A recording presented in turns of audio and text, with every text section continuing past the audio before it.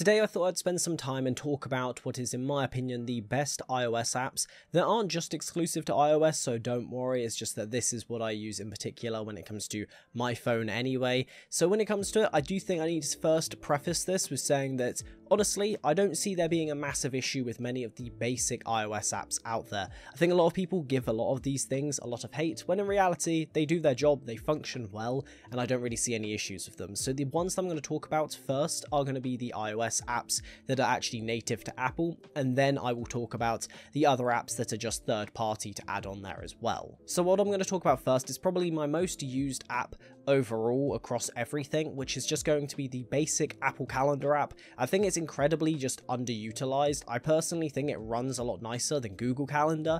I know a lot of people will find that a bit of a controversial take. I just think that it's way easier to use, and I don't really see the point of using Google Calendar instead. And as well as that, I just find that the entire functionality of being able to invite people a lot easier via your contacts and being able to see everything through there is just a lot easier for me. Primarily, I end up just using this though to just time block out anything from my work related activities with the channels, or all the way through to things like going out, going and seeing things like, for example, tonight going and seeing the new Spider-Man film. You have up next, which is probably one of my most used apps as well, which is just the Apple Notes app. The amount of people who try and just use other exterior apps, for example, I've tried out Notion before. I see no point in using Notion as a note-taking app. I just don't see the point. And also overall, I think Notion is a slight bit overhyped in my opinion anyway, but for me I just find that the Notes app works well all around. One of the main examples of my usage for this is that I'll use it for just general YouTube ideas. For example, when I leave the cinema, I will note down all my thoughts on the film before I go to make my video about it on another channel. And then as well as that, I have things like my fitness section on the app, so it just means that I can just go to it and see what was my last lifts, okay, what am I going to focus on this time, and just track all of it, put it in that folder. I find it a lot easier than having like a convoluted system of like, okay, I need to download this app, pay this amount of money, or I need to use a Google Sheets spreadsheet where it's going to work out this. It's like, no, all you need to do is literally write in your app, this is what I've done.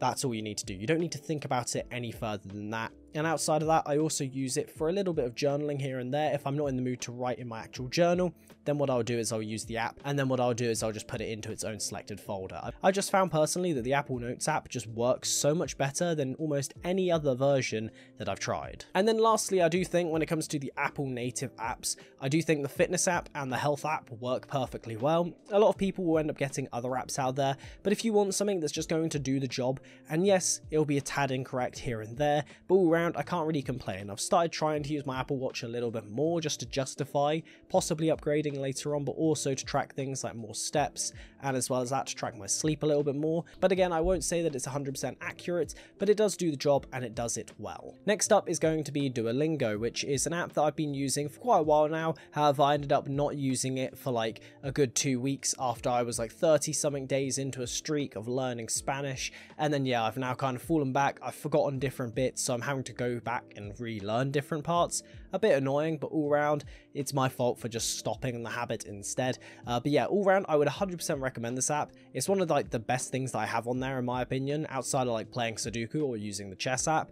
I just find that going on there, being able to spend like a minute to all the way through to like 15-20 minutes just going through lessons, you can just learn things on the go, do it, and it's not too much of an issue. I also think that it's probably the best of its kind out there when it comes to an app to learn languages, making it fun, and as well as that, gamifying it a lot better than many others do out there. Next up though is going to be Todoist, which is an app that I've gone in and out of using for quite a while. I don't use it very often, however I can definitely see the utility in it for a lot of people who love to do to-do lists, so I definitely recommend using it, especially because it's so just easy to use. You can just type in there, I need to do this thing on this date, or I need to do this tomorrow, and it'll automatically change it over to the date that it needs to be acquainted to.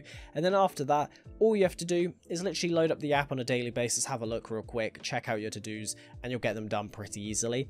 Personally, I'm not a massive to-do list guy. I'm not a massive, like, I don't enjoy going through a to-do list and going, oh yes, tick, tick, tick. I'll typically just shove things on my calendar and I'll just work through it at the rate of it that's shown on the calendar instead. Lastly though, when it comes to any app, I do think that Lightroom has to be in there, especially now that it's available on the iPhone, and as well as that is fully functioning on things like your iPad, and hopefully eventually we'll get things like Premiere Pro on the iPad. I'd love to see it. However, Lightroom is, in my opinion, one of the best apps that you can get on your your phone. I'd 100% recommend paying for it if you are someone who's doing amateur photography, or if you're just wanting to get into photography and you want to use your phone, pay for that little bit extra, and then you can just edit everything easily off of your phone and make it look so much better. Anyway, I do know that these apps were not necessarily like massively convoluted, as in my opinion, you don't need to make everything crazy. You don't need to have tons of different versions of the same apps to get the utility that you get within, let's say, your basic Apple apps, and then some of the add-ons that you can get out there, like Spotify, like Duolingo,